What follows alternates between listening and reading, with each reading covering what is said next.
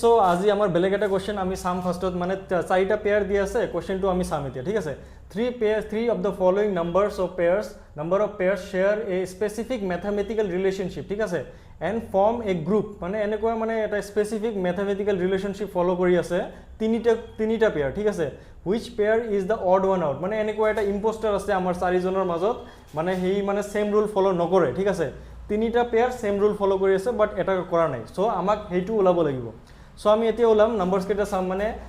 ফাৰ্ষ্টত এইটো হৰু দি আছে এইটো ডাঙৰ এইটো হৰু এইটো ডাঙৰ এইটো হৰু এইটো ডাঙৰ বুজি পালো সো এইটো প্লাস ডিফাৰেন্সটোও সেম নহয় ঠিক আছে আপোনালোকে চাব 80 বা এইটো বেলেগ ডিফাৰেন্সটো বেলেগ সো আমি এনেকুৱা মানে এটা কিবা এটা লজিক ওলাম যাতে মানে সব কেইটা সেম মানে তিনটা পেয়াৰ সেম লজিক ফলো কৰি আছে কেনেকুৱাকে আপোনালোকে চাব পাৰিব যে এইটো যে লাস্ট ডিজিট কেইটা আছে সব কেইটাৰে মানে লাস্টৰ কেইটা ডিজিট মানে স্কয়াৰ নাম্বাৰ হয় চাব পাৰে যে 11 স্কয়াৰ = 121 আৰু 10 স্কয়াৰ = 100 8 স্কয়াৰ = 64 7 স্কয়াৰ = 49 ঠিক আছে এটো বুজি পালো আৰু এইটোৰ লগত কিবা ৰিলেশনশিপ আছে নেকি আমি এটো ফাৰ্স্টত ভেৰিফাই কৰিম ঠিক আছে এইবোৰ নাম্বাৰ মানে আপোনালোকে চাব ভাবিব পাৰে যে এক্সাম হলত বহি কেনেকে ওলাম এইটো এইবোৰ এক্সকিউজ নচলিব ঠিক আছে এইবোৰ যদি আপোনালোকে যদি প্ৰেক্টিস কৰে এক্সাম হলত বহি ডাইৰেক্ট আপোনাৰ চকুত পৰিব যে এইটো মানে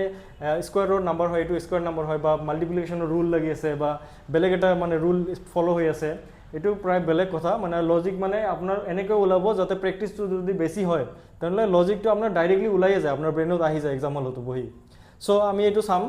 সব কেটাৰ স্কয়াৰ নাম্বাৰ ওলাই কেনে এটো লাস্ট ডিজিটটো আহি আছে ঠিক আছে সো বেলেগ ৰিলেশন কি আছে ইয়াৰ পৰা চাও যে 7 স্কয়াৰ আছে ন 7 ৰ পৰা 7 * 2 = 14 8 * 2 16 10 * 2 20 সো এটো ৰুল ফলো কৰি আছে তিনিজনে এটো ৰুল ফলো কৰি আছে বাট এটো চাব পাৰে যে 11 * 2 22 ফলো কৰা নাই মানে এটো 22 হ'ব কিন্তু ইয়াত 24 দি আছে এটো ৰুল ফলো কৰা নাই সো আমাৰ আনসাৰটো ওলাই গল এ